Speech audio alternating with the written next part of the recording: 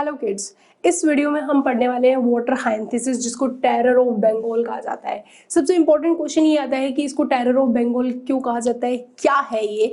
तो इसके बारे में अगर हम देखें तो जो वाटर हाइंथिसिस है बेसिकली एक एक्वेटिक वीड है, या फिर आप बोल सकते हो मोस्ट इन्वेसिव वीड है, ठीक है, जो कि ग्रो करता है कहाँ पे, स्टैंडिंग वाटर पे ये ग्रो करता है।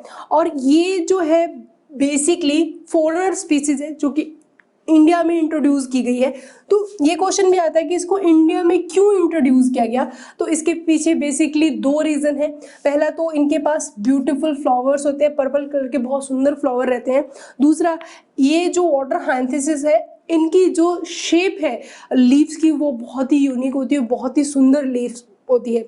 इस वजह से इसको इंडिया में इंट्रोड्यूस किया गया था।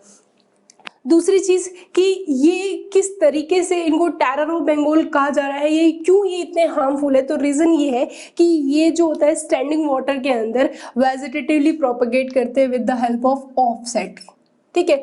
ऑफसेट जो कि हमें पता है कि एक सब एरियल स्टेम का एग्जांपल रहता है ऑफसेट, जो कि एक वेजिटेटिव प्रोपग्यूल्स है। बहुत ही जल्दी ऑफसेट की हेल्प से ये पूरे वाटर बॉडी को थोड़े ही पीरियड में कवर कर लेते हैं। तो पूरे स्टैंडिंग वाटर के ऊपर ये फैल जाते हैं। मान लो पॉन्ड है तो पॉन्ड के सरफेस पे ये कम्प्लीटली स्प्रेड हो जाते हैं, जिसकी वजह से जो उसके अंदर रहने वाले एक्वेटिक एनिमल्स हैं, फिशेस हैं, उनके लिए ये सबसे बड़ा प्रॉब्लम क्रिएट करते हैं।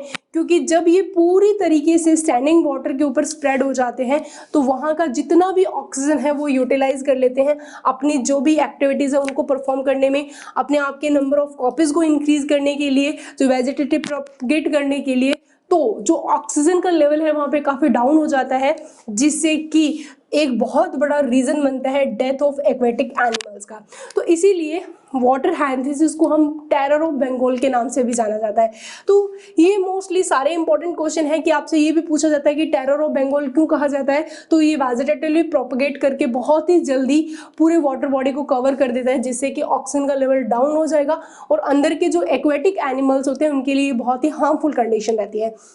दूसरा क्वेश्चन ये भी पूछा जाता है कि ये एग्जॉटिक स्पीसीज है या नहीं। तो ये एक एग्जॉटिक स्पीसीज है, मतलब बाहर से आई हुई, इंडिया की स्पीसीज नहीं है।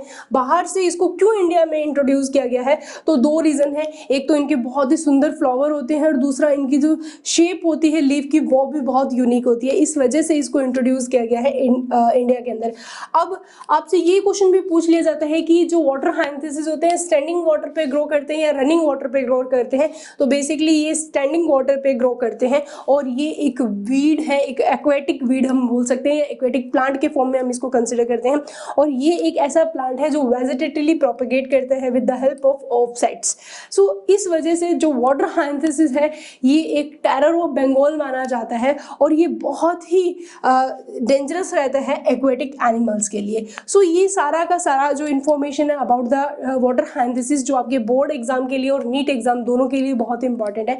नेक्स्ट वीडियो में मिलेंगे एक नए टॉपिक के साथ। तब तक के लिए stay happy, keep studying, thank you.